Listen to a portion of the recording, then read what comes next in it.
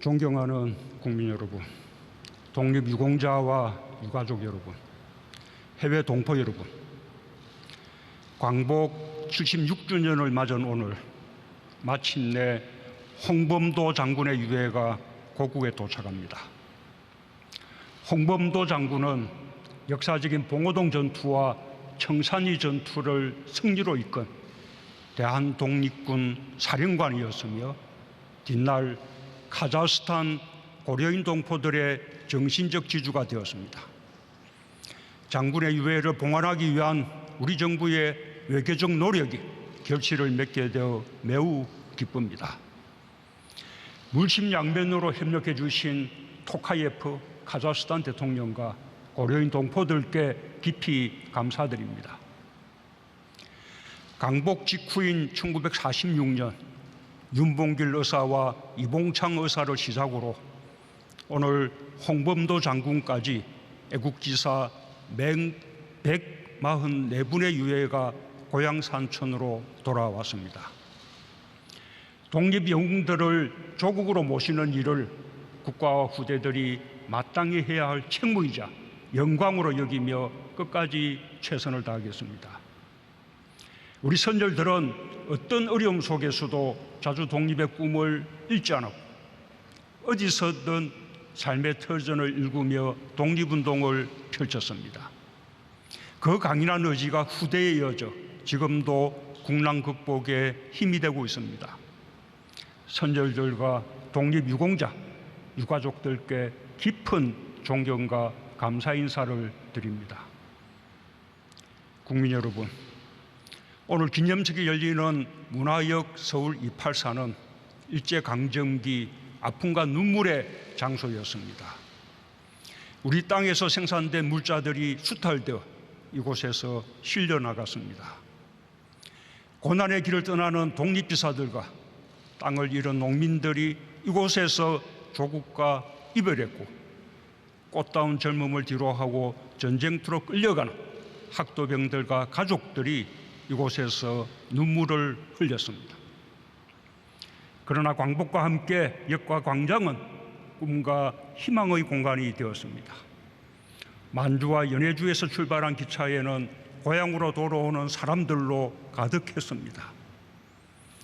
부산, 인천, 군산을 비롯한 항구 도시들도 희망에 찬 귀향민으로 북적이었습니다.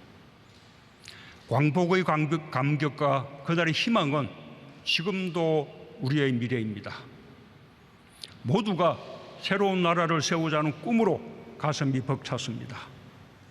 아버지, 어머니는 자식들을 가르치는 데 힘을 쏟았습니다. 전국 145만 명이었던 초중고 학생이 해방 후 불과 2년 만에 235만 명으로 60% 이상 증가했습니다. 뜨거운 교육열로 의무교육이 시작되었고 우수한 인재들이 대한민국 성장 동력이 되었습니다. 농산물 생산도 크게 증가했습니다. 일제의 수탈로 억눌렸던 작물 생산량이 농지개혁 이후 급증했습니다. 1970년대에 이르러 식민지 시절의 3배로 늘었고 마침내 보릿고개를 넘어섰습니다.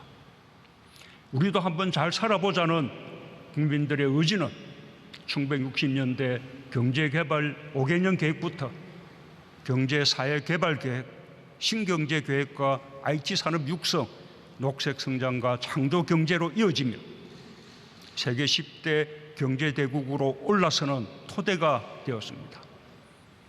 2017년 3만 불을 넘어선 1인당 GDP도 지난해 G7 국가를 넘어섰습니다. 자주국방은 지난 100년간 우리의 절실한 꿈이었습니다.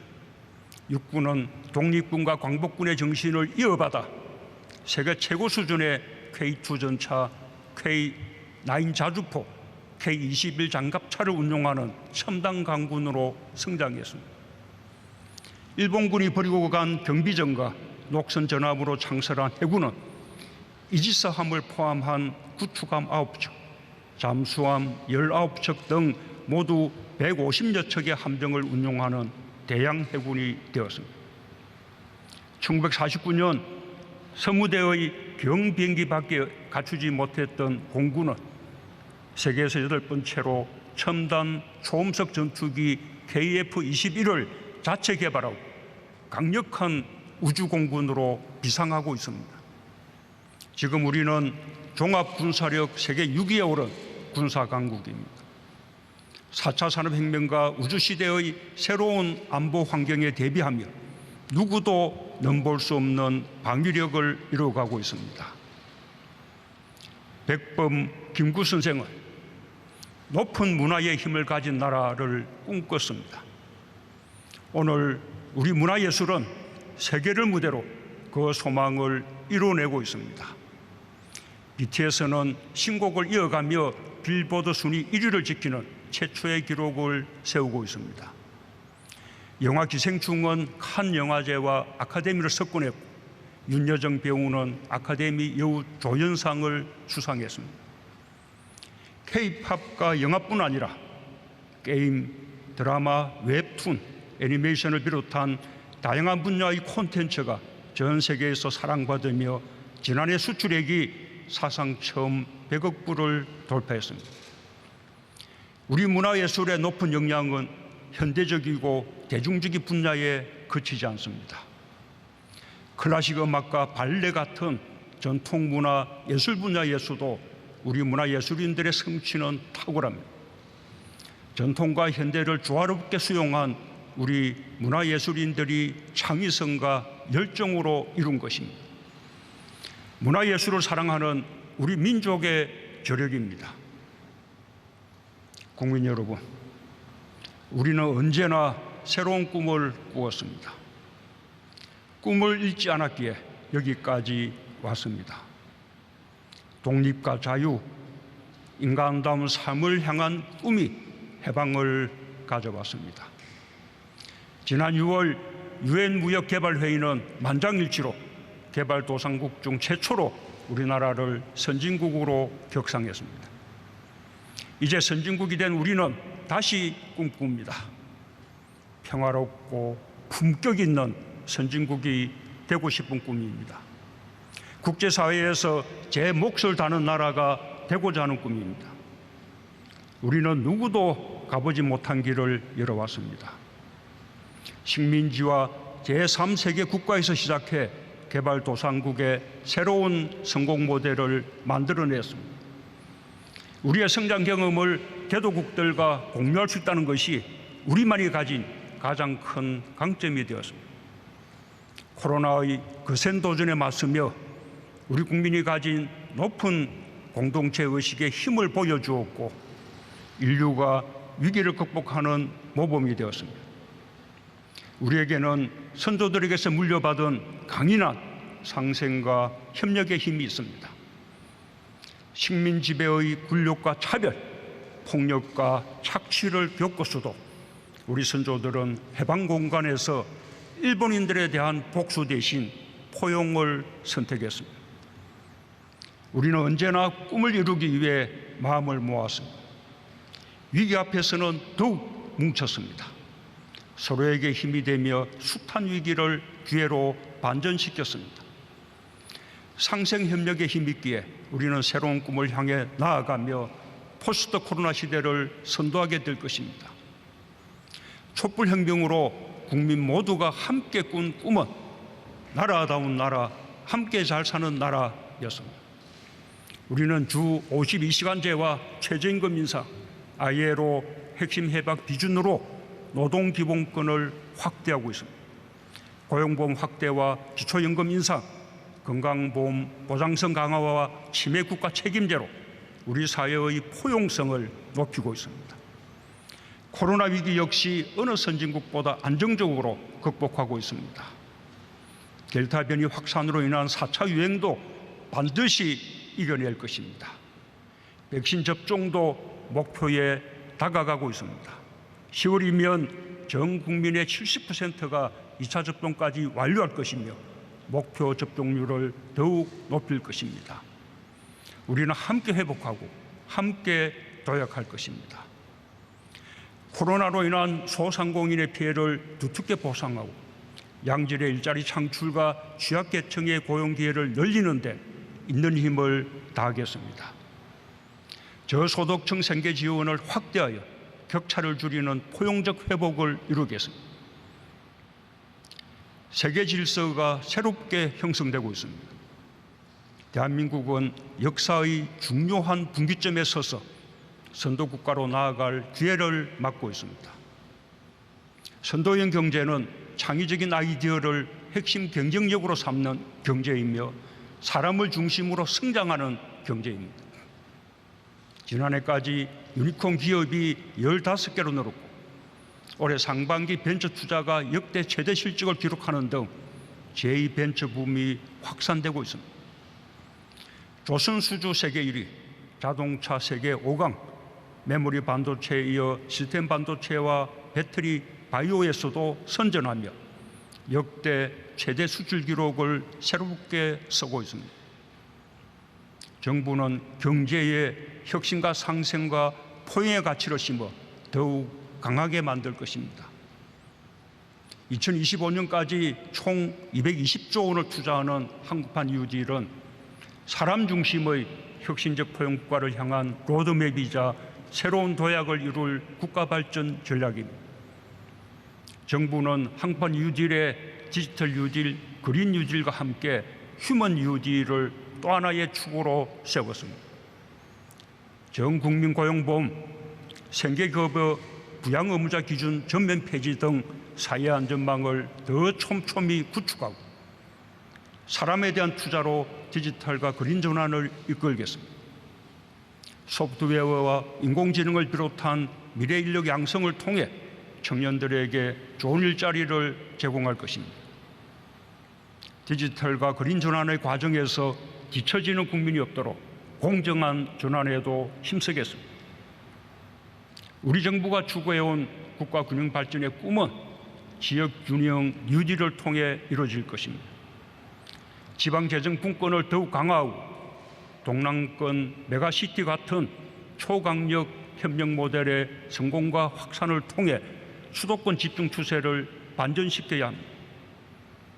경기가 빠르고 강한 회복세를 보이고 있지만 아직 그 온기가 미치지 못하는 곳이 많습니다. 경제 회복의 혜택을 모두에게 나누어 함께 잘 사는 나라의 꿈을 반드시 체감할 수 있는 현실로 만들겠습니다. 품격 있는 선진국이 되는 첫 출발은 존중하고 배려하는 문화입니다. 차별과 배제가 아닌 포용과 관용의 사회로 한 발 더 전진해 나가야 하겠습니다.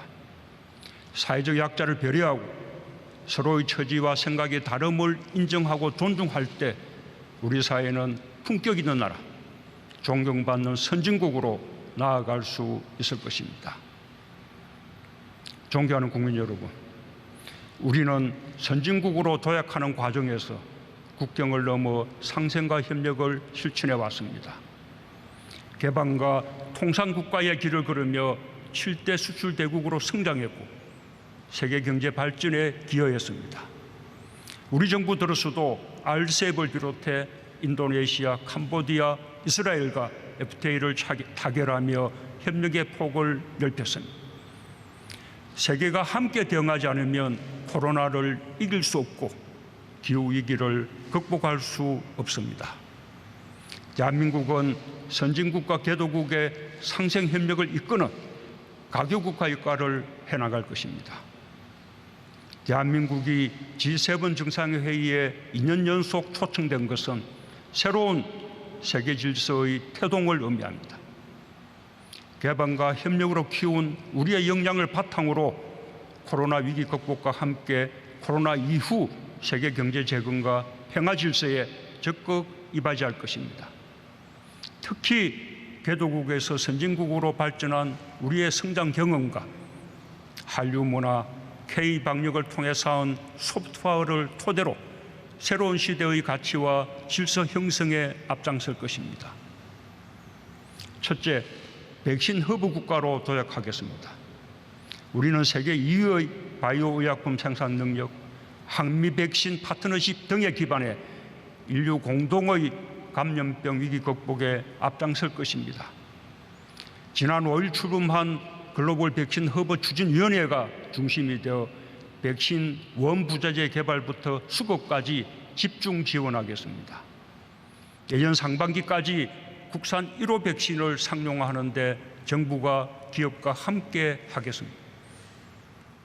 둘째, 글로벌 공급망에서 우리의 역할을 더욱 높이겠습니다. 세계 최고의 경쟁력을 갖추고 있는 반도체와 배터리 산업은 우리가 글로벌 공급망 안정에 기여할 수 있는 분야입니다. 기술 격차를 더욱 벌려 글로벌 선도기지의 위상을 공고히 하겠습니다. 셋째, 기후위기 대응에 우리가 해야 할 책임을 다하겠습니다. 우리는 지난해 2050 탄소 중립 선언이라는 새로운 이정표를 세웠습니다. 환경을 위해 자발적으로 실천해온 우리 국민들과 ESG 경영에 적극적으로 나선 기업들의 노력이 있었기에 세울 수 있었던 이정표입니다.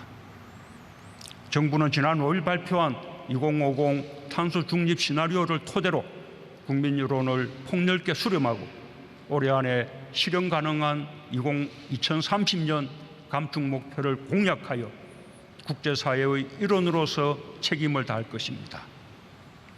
2050 탄소 중립은 결코 쉽지 않은 목표지만 그렇다고 부담으로만 인식할 필요는 없습니다.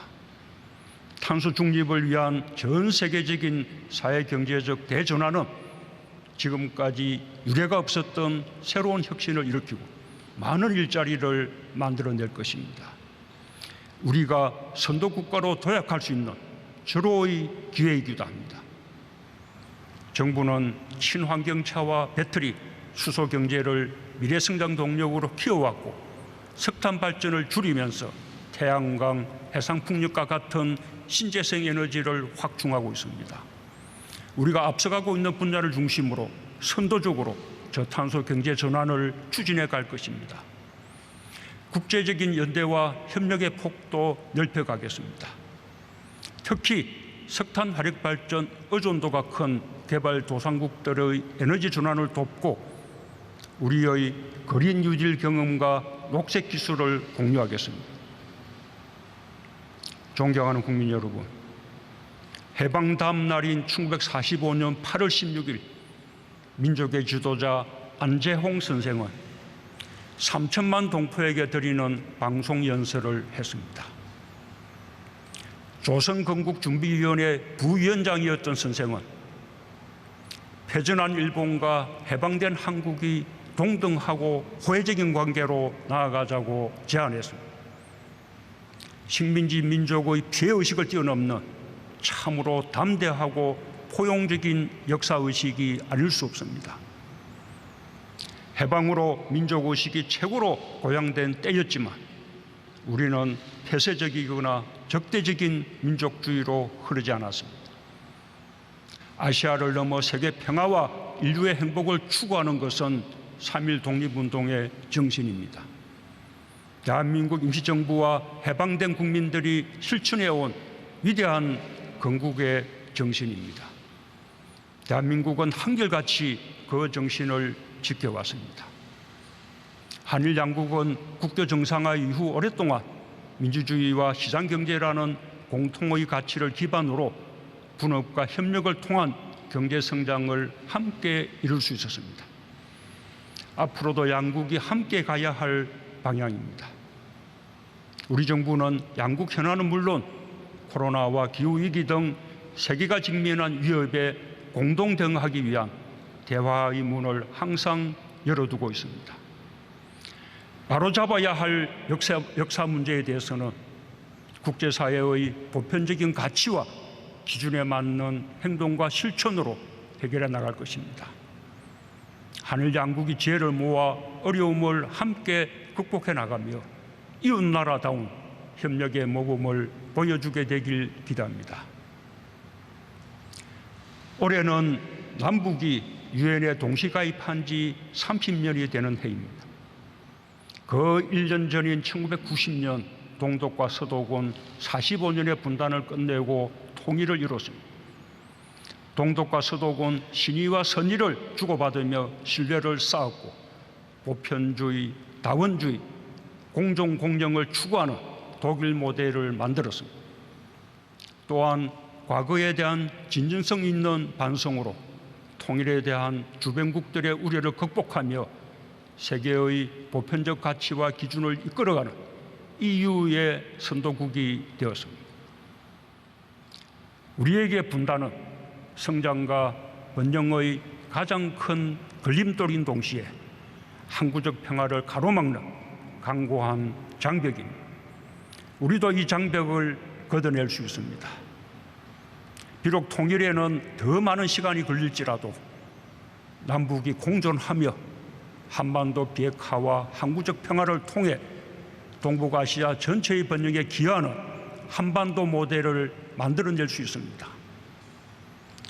동북아 방역보건협력체는 지금 정보 공유와 의료 방역 물품 공동 비축, 코로나 대응 인력 공동 훈련 등 협력 사업을 논의하고 있습니다.